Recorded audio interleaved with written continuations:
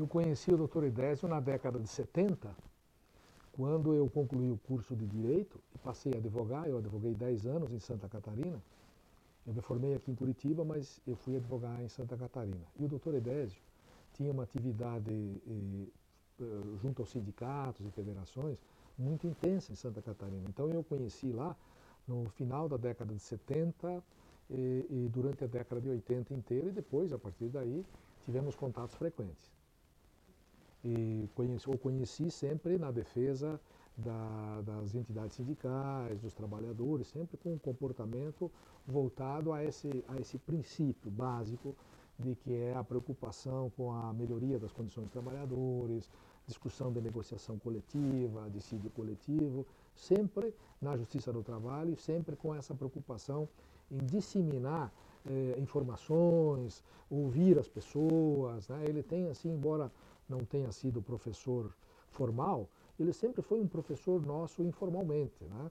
E todas as leis que saíam, dos reajustes salariais, leis que tratavam de problemas dos trabalhadores, ele sempre foi vinculado a informar os sindicatos, os trabalhadores, quais os direitos que tinham, como é que poderia postular isso perante a Justiça do Trabalho, sempre com essa preocupação didática, né? E porque ele sempre foi um advogado que teve muito respeito perante os juízes, pelo comportamento discreto, pelo comportamento elegante, mas sempre firme, intransigente na defesa dos trabalhadores. Então, esse conhecimento que eu tenho com ele, enfim, fazem 30, mais de 30 anos que a gente se conhece, e sempre o admirei pelo seu comportamento ético, pelo seu cuidado com os advogados da parte contrária, né? Nunca foi um cidadão assim radical no sentido de ser agressivo. Radical, sim, no sentido de buscar com firmeza os direitos dos sindicatos e dos trabalhadores, mas jamais assim no sentido de agredir os outros por causa disso. Em face dessa situação é que ele ficou muito respeitado no nosso meio. Os juízes, os advogados, todos o respeitam exatamente por causa dessa circunstância dele ser um cidadão equilibrado, né, nas suas ponderações, nos seus pedidos, né, e no respeito que ele tem em relação ao outro. Isso ele, na verdade, nos deu um exemplo muito grande nesse sentido. E uma coisa que me chama a atenção no Edésio, e passa o ano, cada vez eu me convenço de que ele é um exemplo nesse sentido, porque ele tem uma advocacia de princípio, uma advocacia de causa. Normalmente a advocacia é feita para atender as causas que vierem. O doutor Edésio Franco Passos sempre teve uma advocacia preocupada com uma causa, né? Uma advocacia de princípios, uma advocacia ideológica, sempre com o coletivo, uma advocacia preocupada em trazer melhorias nas condições dos trabalhadores, fazer com que os sindicatos tivessem um papel atuante na sociedade, né? E por isso, penso que ele enveredou também, durante a sua trajetória, pela área política. Penso que até porque são coisas que se compatibilizam, né? Ele é um dos fundadores do Partido dos Trabalhadores e que foi importante naquele princípio lá, na marcação daquela ideia ética do partido de que o partido tinha princípios e não abria mão dos princípios. Então, o Dr. Edésio é um das pessoas fundamentais nessa ideia do partido e, naturalmente, da questão a ideia da advocacia. Uma advocacia não uma advocacia de causas, mas uma advocacia de princípios, né? Bom, na verdade eu penso que a trajetória do Dr. Edésio ela se confunde também muito com a história do Brasil e da história do Paraná, né? Porque veja, ele na década de 60, penso que ele se formou em Direito e ele teve uma atuação política, inclusive perseguições do período do regime militar, sempre porque teve uma causa, né? A causa dele foi a causa, enfim, dos mais necessitados, dos mais pobres, dos trabalhadores. Então a história dele, digamos assim, o compromisso dele como advogado se confunde também com esse compromisso político. E a advocacia trabalhista do Paraná, ela tem nele um marco, né? Porque ele é um exemplo de conduta ética, de preocupação com o coletivo e, evidentemente, que o Paraná, quando ganhou o seu tribunal em 1976, antes nós éramos vinculados a São Paulo, quando o tribunal foi criado, o Tribunal da Nona Região, o Tribunal do Paraná, Tribunal Regional do Trabalho do Paraná, vão se consolidando alguns escritórios, alguns advogados no nosso estado, e o doutor Edésio, que formou o grande escritório da advocacia de defesa dos trabalhadores, do qual depois saíram alguns advogados, e eu posso citar aqueles que me lembro, doutor Cláudio Ribeiro, doutor Geraldo Vaz da Silva, doutor Luiz Salvador, doutor Olímpio Paulo Filho, são advogados que eram, doutora que foi depois deputada federal, pelo PT, inclusive, doutora, agora me foge o nome dela, Clair, né? Foi a primeira deputada federal do estado do Paraná.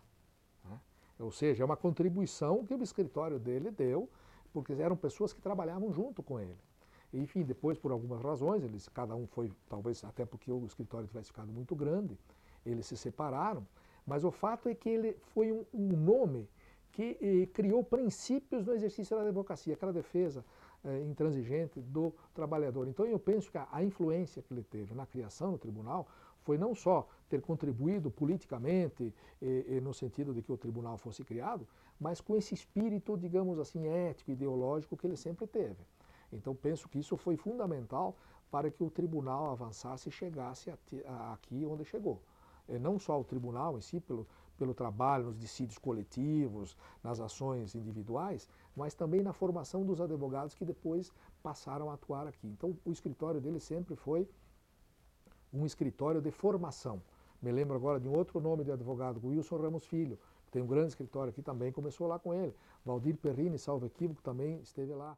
Eu me recordo de um fato quando eu era advogado trabalhista lá em Santa Catarina, e houve uma greve de um grande frigorífico que tinha 5 mil empregados diretos, e eles paralisaram a cidade, enfim, vivia em torno disso, e eu era advogado do Sindicato dos Trabalhadores. E aí ocorreu um fenômeno, porque os dirigentes sindicais tinham feito uma negociação coletiva, e essa negociação coletiva tinha sido feita há poucos dias. E aí os trabalhadores pararam, houve a greve, e enfim a cidade parou, e eu participei das assembleias de discussão desse assunto, e daí me recordo que liguei para ele, para saber como nós nos conduzíamos, uma vez que os dirigentes sindicais tinham feito uma negociação que não satisfazia os trabalhadores. Né? Então o que ele disse, na verdade, na época, é que a gente, na verdade, tinha que fazer uma discussão para tentar fazer uma nova negociação, mas que isso, na verdade, tinha que ser feito de forma pacífica, né? Porque a cidade, evidentemente, não podia suportar uma violência que eventualmente poderia ser causada por isso. E que o meu papel como advogado era limitado, naturalmente, porque os dirigentes sindicais é que tinham toda a responsabilidade em relação a isso. Né? Então, para mim, foi uma coisa muito importante, porque nunca tinha acontecido comigo uma paralisação de 5 mil trabalhadores numa cidade que tinha 30 mil habitantes. Né? Então o comportamento dele não foi aquele comportamento assim de colocar fogo, dizer, não, vocês têm que realmente fazer uma confusão, porque depois da confusão acaba dando uma solução. O que ele orientou que, na verdade, a ideia era tentar continuar a negociação e deixar que os dirigentes sindicais se reunissem, porque não se tratava propriamente de um problema jurídico, mas de um problema social, de um problema político sindical, que o advogado era limitado em relação a isso. Né? Porque eu não era, na verdade, dirigente sindical, nunca fui. Eu fui advogado e depois juiz. Então o comportamento dele foi um comportamento muito equilibrado, e durante depois outros episódios, quando ele foi candidato a prefeito, a gente sempre notava o seu comportamento firme, quando fazia as suas declarações, dava as suas informações sobre as questões trabalhistas, mas sempre com aquele objetivo de esclarecer e dar a sua contribuição, sem fazer com que a radicalização, digamos no sentido de pessoa que diz uma coisa e depois não sabe o que vai acontecer. Ou seja, ele sempre foi muito consequente no seu trabalho como advogado e como político também, que nunca foram indissociáveis essas duas situações. Por isso que até hoje, no meio sindical e na Justiça do Trabalho, ele continua sendo muito respeitado, né? Embora não tenha uma atuação mais tão efetiva, penso que está um pouco afastado, mas ele continua tendo muita respeitabilidade e todos o consideram, digamos assim, o pai da advocacia trabalhista de empregados do Estado do Paraná.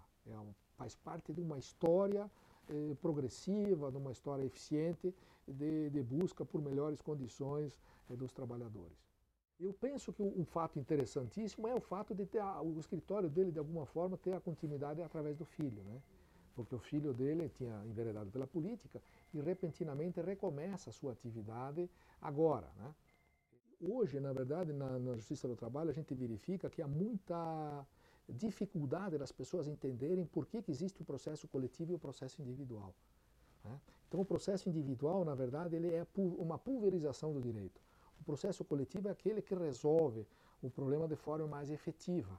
Então, eu não dou um direito ou outro de alguém que trabalha numa fábrica. Eu procuro fazer com que todos aqueles trabalhadores da fábrica recebam os mesmos direitos. Então, esta é uma diferença brutal em relação ao escritório do Dr. Edésio e, digamos assim, o outro tipo de advocacia que é feita. A advocacia dele procura fazer com que aqueles direitos que são garantidos, o que são buscados, o que são reconhecidos, sejam respeitados em relação ao conjunto, ao grupo de trabalhadores e não individualmente para um para outro. Então penso que essa contribuição é uma contribuição dele e que penso que o filho dele está seguindo esses passos. Eu acho que isso é uma questão de credibilidade, né?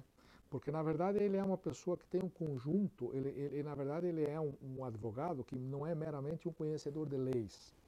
Ele é um advogado que busca melhorar as leis através da política, ele é um advogado que busca construir o direito através da negociação coletiva, né? Portanto, penso que ele é mais completo desse ponto de vista, porque em relação à população que ele atende, ele tem mais credibilidade. Porque o trabalhador, ele é muito desconfiado. Eu hoje não sinto tanto porque estou no tribunal, mas quando eu fui advogado e fui juiz de primeiro grau, a gente sente que o advogado é muito desconfiado. E em relação a ele, as pessoas sabiam que ele tinha uma vida inteira dedicada a isso. Então, a credibilidade e a confiança no trabalho dele decorre exatamente dele ser uma pessoa plural, né? Não é uma pessoa só preocupada em ter uma profissão, mas ele tem um objetivo de transformar o mundo em que ele vive através de conquistas para os trabalhadores e que essas conquistas sejam permanentes.